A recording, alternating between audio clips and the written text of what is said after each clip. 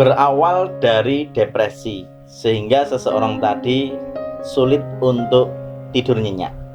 Atau terbalik, ketika seseorang tadi sulit untuk mendapatkan kualitas tidur, akhirnya berimbas kepada depresi. Tentu saja insomnia ini penyakit yang sebenarnya ringan, tetapi efeknya bisa sedikit membahayakan seseorang yang menderitanya. Kenapa saya katakan membahayakan?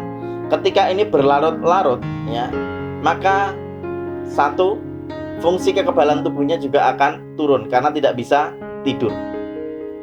Orang insomnia tersebut adalah orang-orang yang mengalami gangguan tidur, atau sebenarnya dia tidur tapi tidak bisa merasakan nyenyak.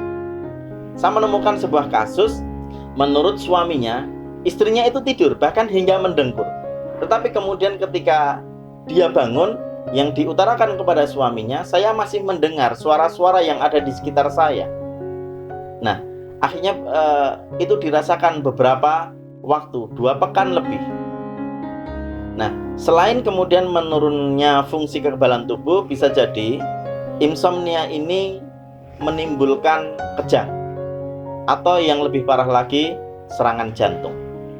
Nah, pemirsa yang dirahmati oleh Allah Subhanahu wa taala, sesuatu yang kecil tetapi kemudian kita biarkan berlarut-larut bisa mendatangkan sebuah masalah yang besar.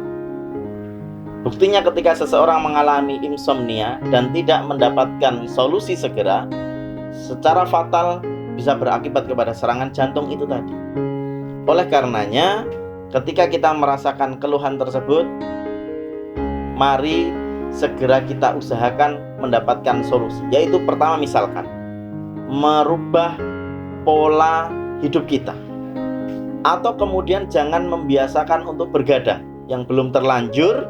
Jangan sampai kemudian kita berlarut-larut melewatkan malam dengan bergadang. Karena ketika sudah berubah siklusnya, berakibat kepada insomnia ini, kita juga akan kewalahan, kita akan kebingungan, kita akan merasa jantung yang berdebar-debar berlebihan dan sebagainya. Salah satu solusi yang ditawarkan dalam sunnah Rasulullah SAW adalah dengan melakukan bekam.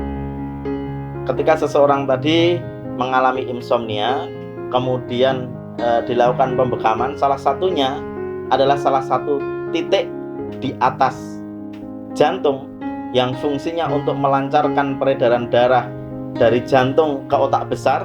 Maka harapan besar setelah dilakukan pembekaman tersebut, darah mengalir dengan lancar, kemudian mendapatkan rileks, dan akhirnya bisa mendapatkan kualitas tidur kembali.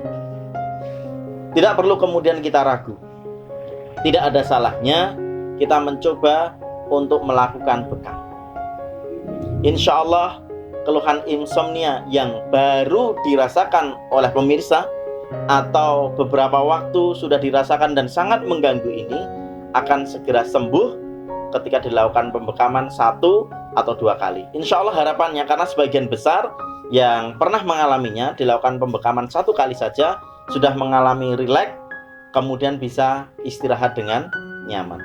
Wallahu a'lam bishawab. Semoga ini menjadi salah satu tawaran solusi atas masalah insomnia yang dialami.